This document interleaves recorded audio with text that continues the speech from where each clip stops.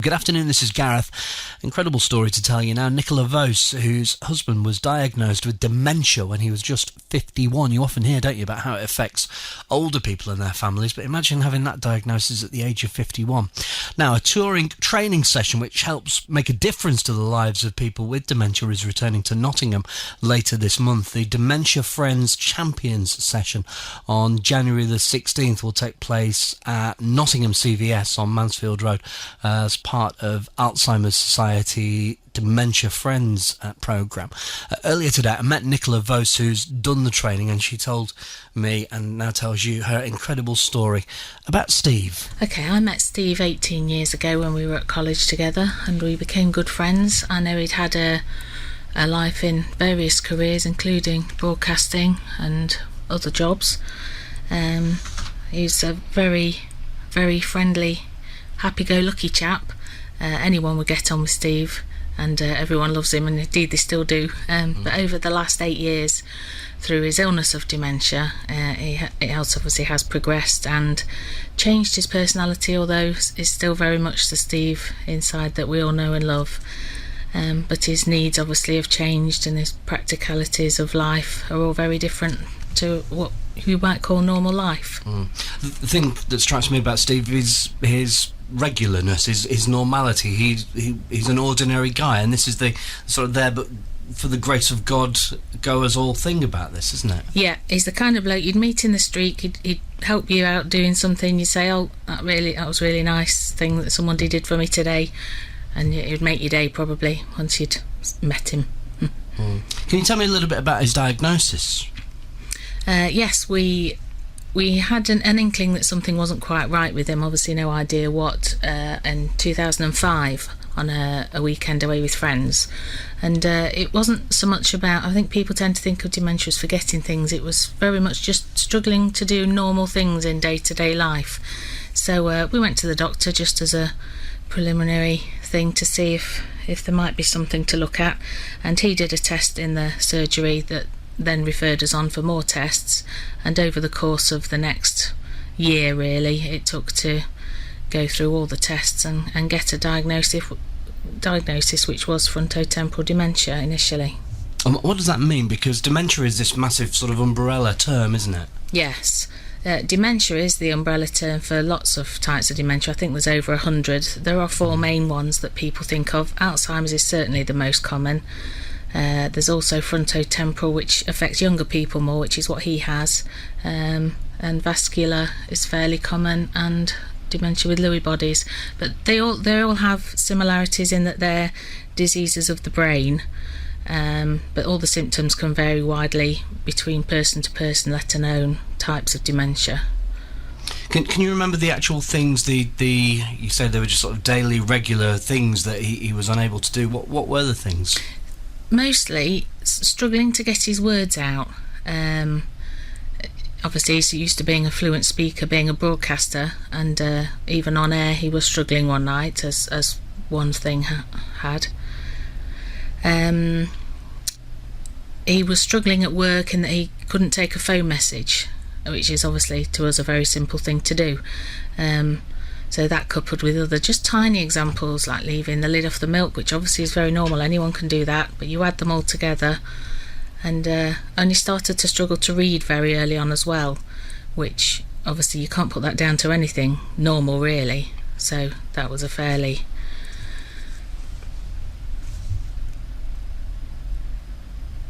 big prompter that there must be something going on. And it must have been a worrying time for you. Yes, although at the beginning you're very much just tentatively looking into things, aren't you? You've still got your daily life to get on with, and these are just little snippets of things that interrupt your day and you deal with at the time and just get on with it. So I wouldn't say we were overly worried probably at the time. Sorts of things we might have thought it might have been depression or just stress or anything more normal. Was there enough support? Did you find that there was enough support for you and Steve? Yes and no. There was very little early on, because of course until you've got a diagnosis there isn't anything available to you anyway, because you don't know what you've got.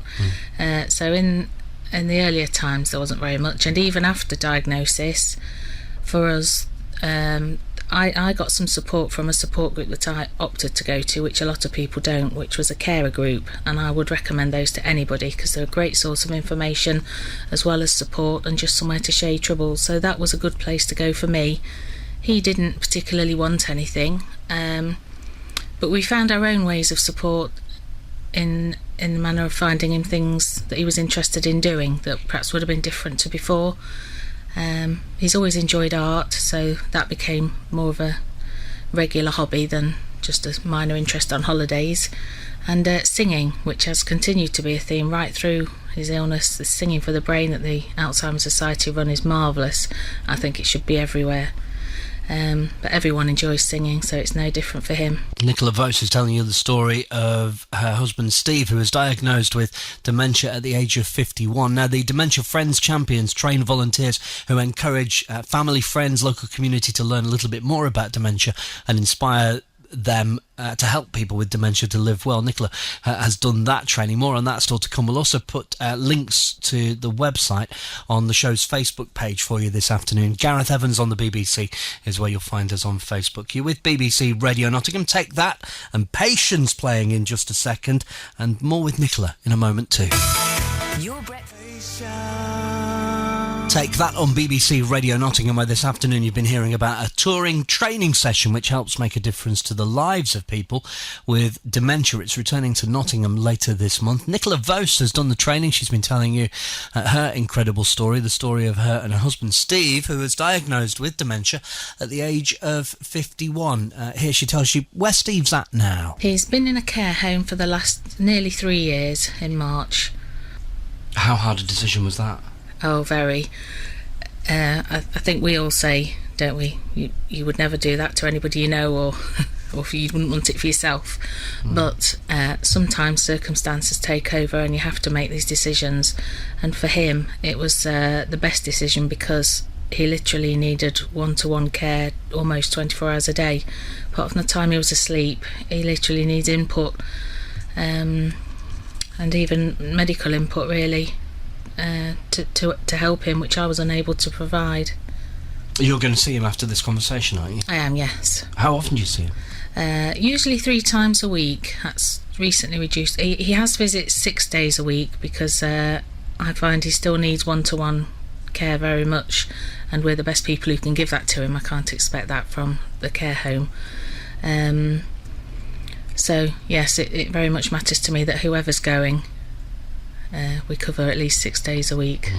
Can you describe the nature of your relationship as it is now? I'm certain he still knows who I am, and I get a big smile, and he often says I love you as well, which is good because he can't actually speak normal sentences. He can just say oh and yes and things, but he can say I love you, which is wonderful. That must be wonderful, but also heartbreaking. Yeah, it can be double-edged. Yeah, I wouldn't want it any other way because I am glad he still knows who I am. But yeah, heart-wrenching. What's the future for Steve? Being a progressive illness, I know he's only ever going to get worse, not better. So they say people don't die from dementia, but from something related. So I don't know what he may pass away from, and I don't know how long that might be because all the books and research and things have vastly different scales of how long things take. Future for Steve is basically just us continuing to look after him the best that we can, and that still involves him having a social life. When we visit, we take him out. I say he does Singing for the Brain, and he loves walking, he loves visiting cafes, so we will continue to do that for as long as we can. How do you come to terms with it? How do you get on with your daily life? I'm a very pragmatic person, which I think is helpful, in that I can, as long as I'm doing the best for him, that means I'm happy. I know I can't do more than my best, so as long as I'm fulfilling that role, I can sort of take time out to then look after myself and other people, obviously, in my family around me, because normal life does still have to continue. I still go to work. That's a bit of a lifesaver as well, because it gives me something else to focus on. And I've recently taken up a hobby of helping out at our Boys Brigade and Girls Association, which is absolutely wonderful, because you do need the full range of things in life, and being a carer can be quite draining, and you need some input for your own interests.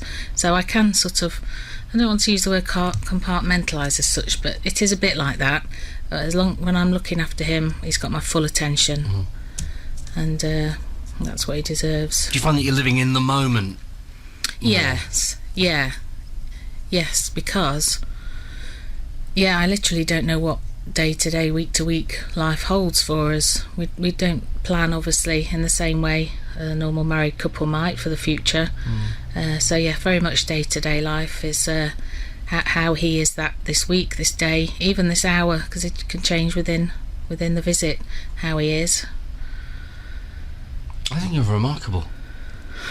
You probably don't. You probably just think you're doing what you're meant to do. Yeah, people do say such nice things as that, but I do think most people would rise to the challenge if they had to, because you can't legislate for these things. That we didn't know this was going to happen.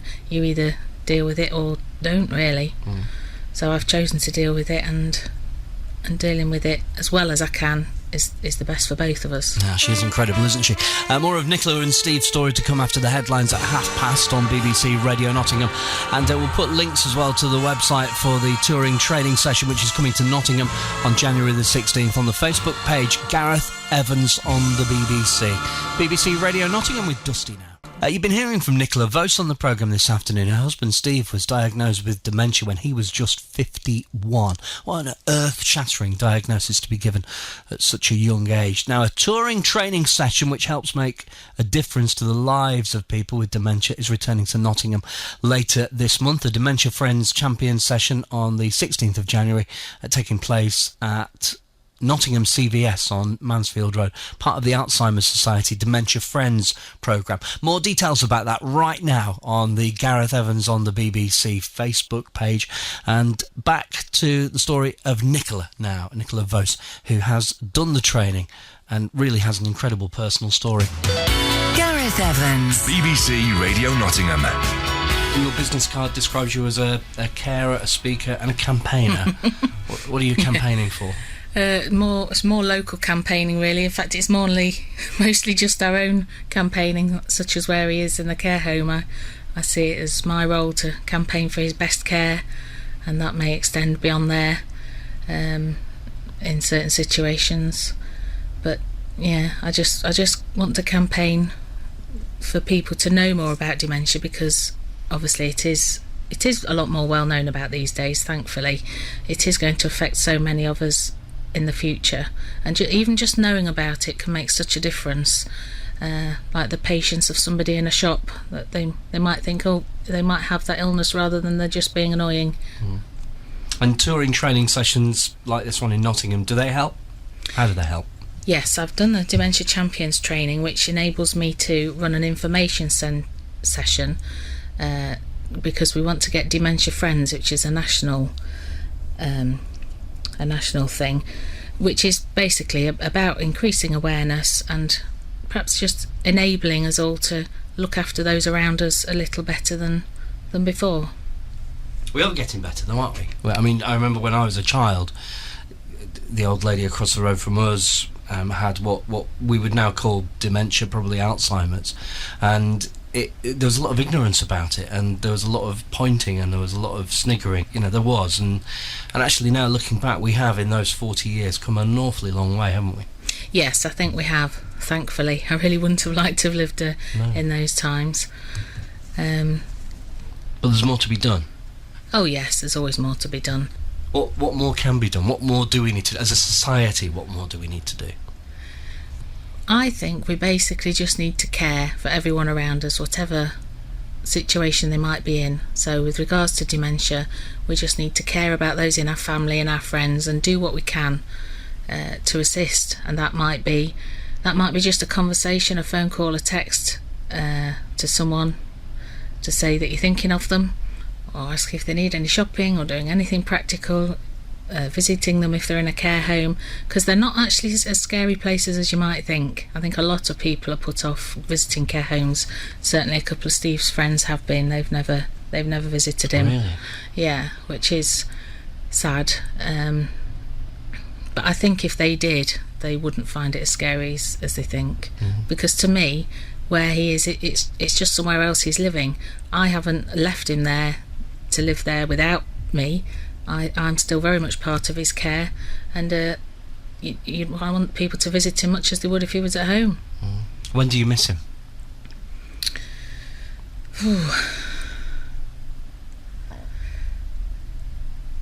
Just in the house. Getting under your feet. Yeah. I just want someone to talk to about what we're watching on the telly. I can't remember if he saw Sherlock, but I know we'd have loved that together. We'd have been able to talk about it. And yes, it's normally television programmes that provoke the most sorry sort of feelings, really. Just normal daily life and talking. I mean, we were best friends, really, more than anything. So I've lost a best friend as well as a husband in the way that I'm used to. It's a story and a half, isn't it? Nikola Voce telling the story about her husband Stephen, who at the age of 51 was diagnosed with dementia. That Dementia Friends training course then, details about this right now on the Gareth Evans on the BBC Facebook page. It's this week and there's details about it right now. Gareth Evans on the BBC on Facebook. This is Lily Allen now, BBC Radio Nottingham.